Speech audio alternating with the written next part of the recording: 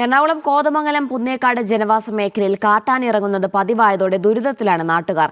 ജനവാസ മേഖലയിൽ കാട്ടാനക്കൂട്ടം ഇറങ്ങി ഭീതിയുണ്ടാക്കിയിട്ടും അധികൃതർ നടപടിയെടുക്കുന്നില്ലെന്നും പരാതിയുണ്ട്. കാട്ടാനക്കൂട്ടം വ്യാപകമായി കൃഷി നശിപ്പിക്കുന്നതും പതിവാണ്. കഴിഞ്ഞ ദിവസം രാത്രിയാണ് കാട്ടാനക്കൂട്ടമെത്തി പ്രദേശത്തെ കാർഷിക വിളകൾ നശിപ്പിച്ചത്. പോൾ മാത്യുവിന്റെ കൃഷിയിടത്തിലിറങ്ങി കൃഷി നശിപ്പിച്ച കാട്ടാന പുലർച്ചെയോടെയാണ് കാടു കയറിയത്. എന്നാൽ ഇപ്പോൾ 3 ആനകൾ സ്ഥിരമായി ഇവിടെ എത്തുന്നുണ്ടെന്ന് പോൾ മാത്യു പറഞ്ഞു. ഏകദേശം ഒരു 300 വാഴയും 3-4 തെങ്ങ്, അടയ്ക്കാമരം, റബ്ബർ എന്നിവ കൂടുതൽ നശിപ്പിച്ചിട്ടുണ്ട്. കൊണ്ടൽ കൃഷികളും ചെയ്തു വരുന്നതാണ്. ജീവിതത്തിന് ഗതി മുട്ടിയിരിക്കുകയാണ്. 1 മാസം മുമ്പ് ആനകളെ വനപാലകരുടെ നേതൃത്വത്തിൽ ഈ പ്രദേശത്ത് നിന്ന് തുരത്തിയിരുന്നു. ആനകൾ ഇവിടെ സ്ഥിരമായി എത്തുന്നത് കർഷകരുടെ ജീവനും സ്വത്തിനും ഭീഷണി ഉയർത്തുകയാണ്.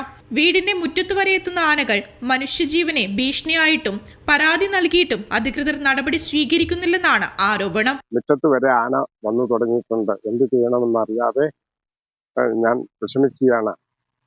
എനിക്കുള്ള നാശനഷ്ടങ്ങൾക്ക് ബഹുമാനപ്പെട്ട സർക്കാരിൽ നിന്ന് എന്തെങ്കിലും സഹായ സഹകരണങ്ങൾ തരണമെന്ന് അഭ്യർത്ഥിക്കുന്നു. മീഡിയ 1 കൊച്ചി.